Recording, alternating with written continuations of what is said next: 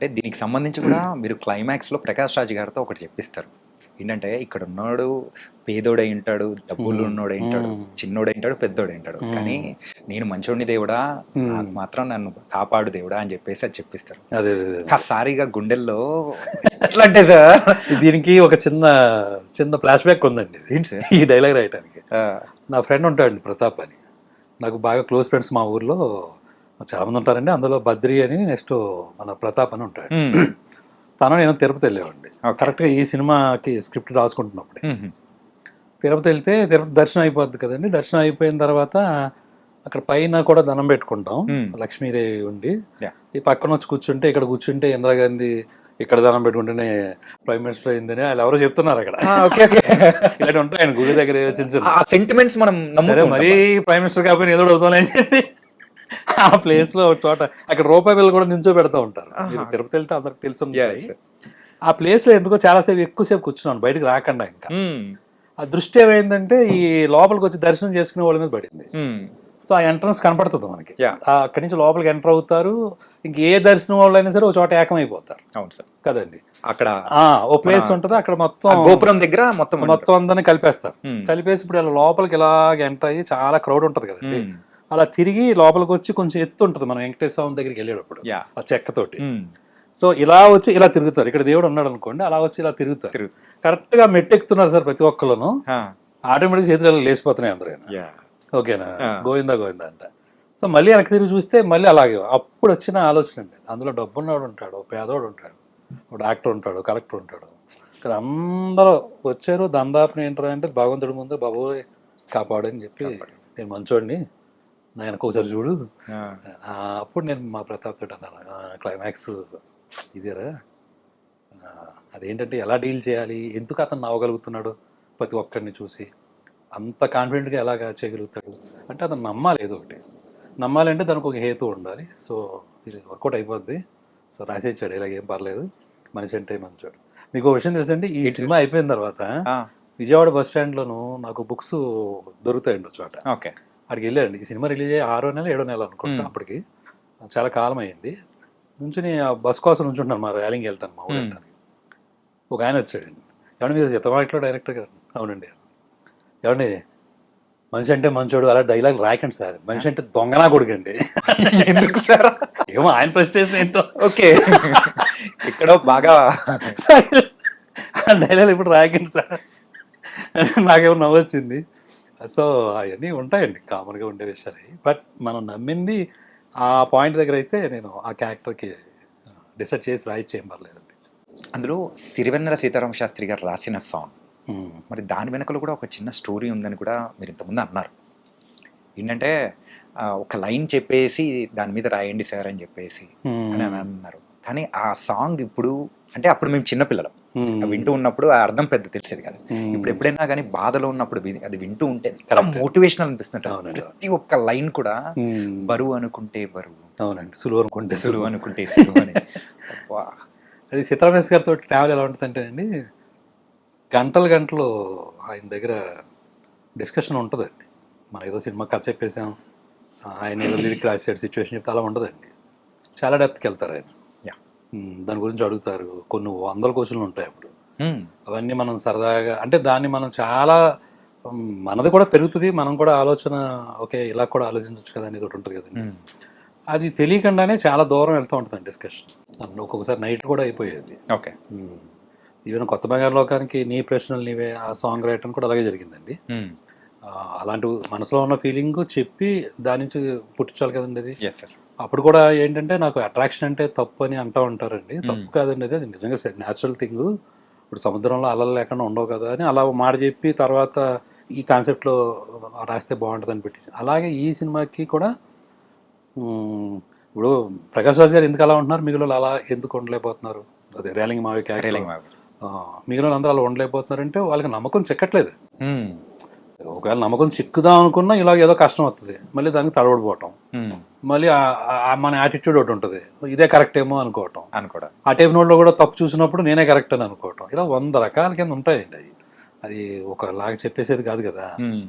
So అది నువ్వు తీసుకుంటే బరువు, వద్దు అనుకుంటే వద్దు, అది నీ చేతిలోనే ఉంటుంది. ఇప్పుడు మరి ఎండొచ్చింటే నువ్వేమన్నా తిడుతున్నావా ఏంటి దాన్ని భరిస్తున్నావు కదా సాయంత్రం వరకు ఏ మరి మనిషి విషయంలో ఏమైంది ఆ చిన్న కామన్ సెన్స్ అని మనం ఇలా చెప్తాం కానండి. బట్ అది ప్రాక్టీస్లోకి వచ్చేటప్పటికి వర్కౌట్ అవుద్దాలి. అప్పుడు అలా అనుకుంటే రామాయణం చదివిన తర్వాత అందరూ గొప్పలు అయిపోవాలి కదా ఇప్పటికి. ఎందుకు అవరు అంటే ఏదో మాయ సంథింగ్ ఏదో ఉంటుంది. బట్ అది అయినా కానీ ఒక మంచి విషయాన్ని ఎప్పుడు చెప్తూనే ఉండాలని ఒక దానికి కట్టుబడితే that practice makes like this అనమాట. ఆ పాయింట్ చెప్పి ఆయనతో డిస్కస్ చేసి ఎలా అంటే అప్పుడు ఆయన యాక్చువల్గా 4 చరణాలు రాశారండి దానికి. 4 ఎన్నో రాశారండి. అప్పుడు కరెక్ట్గా టెంకాసి అని అక్కడ షూటింగ్ జరుగుతుంది సీతమ్మ. అక్కడికి ఫోన్ చేశారు. ఓకే, కొంచెం బాగా క్రౌడ్ ఉందండి అక్కడ. వినటానికి కూడా కొంచెం ఫోన్ కూడా సరిగ్గా వినపడట్లేదు. ఏ సీన్ షూట్ చేస్తున్నారు సార్? అది రన్నింగ్ ఫైట్ ఉంటుంది కదా, చేస్తున్నప్పుడు వచ్చింది. ఆ హోటల్ ఏదో ఉందండి. అప్పుడు హోటల్ లోపలికి వెళ్ళిపోయి కూర్చుని కొంచెం సౌండ్ బయట డిస్టర్బెన్స్ లేకుండా ఉంటే ఆయన మొత్తం 4 చరణాలు చెప్పారు. ఓకే, యాక్చువల్గా సినిమాకి 2 పెడదామని, అదే ముందు మాటే సాంగ్ ఒకటి, ఇంకోటి చివరిలో పెడదాం. బట్ అది సాడ్ వర్షన్ కానీ 3 చరణాలు ఎప్పుడైతే చెప్పారో 4లో ఈ 3 వాడేస్తానండి, ఎక్కడ కావాలి అక్కడ దీన్ని ఏది ఒక్కదాన్ని వేస్ట్ చేయను అని చాలా బాగా ఎంత గొప్పగా రాశారండి. మరి మాటలు కాదు కదా అసలు. ఆ తర్వాత కూడా ఏదైనా ఒక సందర్భం వచ్చినప్పుడు ఈ పర్టికులర్గా ఈ టాపిక్ అంటే ఈ సాంగ్ గురించి టాపిక్ తీసుకొని నలుగురికి చెప్పే విధానం కానీ నిజంగా భలే అనిపించింది. ఆయన అమెరికాలో ఎక్కడో చెప్పారు. అవునవును, అలాగే మనం కూర్చొని మాట్లాడే ఆ సందర్భంలో ఒక పైగా అది అలా చక్కగా ఇమిడిందండి. ఇప్పుడు మహేష్ బాబు గారు ఇంటర్వ్యూ నుంచి బయటకు వచ్చినప్పుడు మళ్ళీ అక్కడ ప్లేస్ అయిపోయింది. మళ్ళీ ఈ అబ్బాయి చిన్నోడు పెద్దోడితోటి చావడానికి కూడా ధైర్యం రాదురా మనకి అంటే మళ్ళీ అక్కడ ప్లేస్ అయ్యింది. ఎక్కడికి కావాలితే అక్కడ ఆ 4 చరణాల్లోనూ కావాల్సిన దాన్ని వాడేసుకున్నాం అనమాట. అలా రాసిచ్చారు ఆయన. సార్, బాహుబలిని కట్టప్ ఎందుకు చంపాడు అనేది ఒక యూనివర్సల్ ట్రూత్ కోసం చాలా నాలుగు వెయిట్ చేశారు. కానీ ఇప్పటికీ దొరకని ఆన్సర్ ఏదైనా ఉందంటే చిన్నోడు పూలకొండ ఎందుకు తన్నాడు సార్, దానికి ఆన్సర్ మాత్రం కావాలి సార్. అంటే మీకు ఏం అర్థమైంది చెప్పండి పోనీ. ఫ్రస్ట్రేషన్ చూపించాలి. ఓకే చెప్పండి. నోటి బి ఆప్షన్స్ కాదు సార్. ఏంటంటే యాజ్ ఏ మేకర్ గా మీ మైండ్ లో ఒక ఆలోచన ఉంటుంది. ఏంటంటే కరెక్ట్ గా అక్కడ పూలకొండి పెట్టండి దాన్ని తనేసుకుంటూ వెళ్ళిపోతాడులే అని మీరు అట్లేముండదు. కానీ దాని వెనకాల ఏదో ఒక పరమార్థం అనేది ఉంటుంది. మేము ఆలోచించడం అంతవరకు ఆలోచిస్తాం. అయితే మీరు దాని వెనకాల మాత్రం ఏదో ఒక ఇంటెన్షన్ పెట్టుకుని రాసింటారు. వాడికి ఎంత ఇష్టం అండి ఆ అబ్బాయి పెద్దోడంటే. చాలా ఇష్టం, చాలా ఇష్టం కదా. అసలు తట్టుకోలేడు యాక్చువల్గా. నిజంగా ఇక్కడ ఇందులో ఏంటంటే పెద్దోడి మీద కోపం ఉంటుంది. ఎందుకంటే వాడు ఆ కసి లేదు, గెలవాలన్నా ఇది ఉండాలి కదా, ఇవి ఉంటాయి కదండి ఇంకా రకరకాల ఐడియాలజీస్. కోపం ఉంది కానీ దానికి మించిన ఇష్టం ప్రేమ కూడా ఉంటుందండి. ఒకవేళ కోపం వస్తే ఎక్కడ చూపించుకుంటాడో దాన్ని దాచుకునే హోల్డ్ చేసుకునే అంత ఇది లేదు. ఏ వస్తుంటే అందుకనే అంతకుముందు డైనింగ్ టేబుల్ మీద కూడా గ్లాస్ కొడతాడు.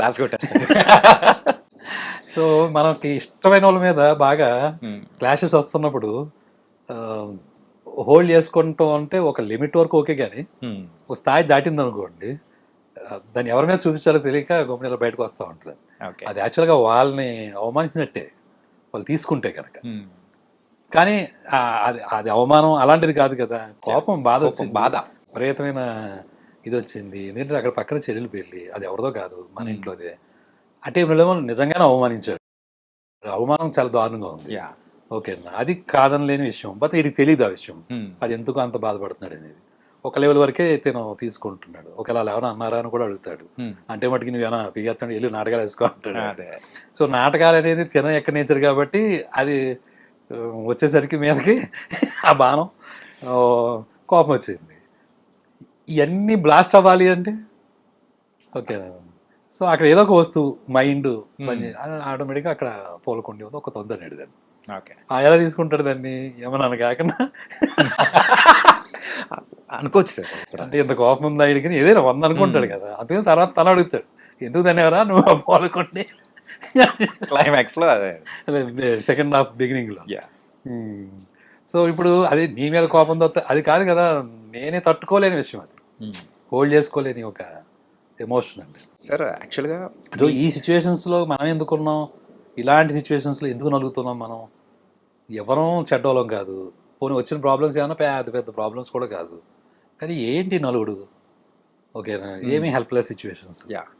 మనుషులను అయితే మనం మార్చలేము. ఆడన్న మాట మనకి దిగుతుంది. దీనివల్ల మనకి క్లాషెస్ వస్తున్నాయి.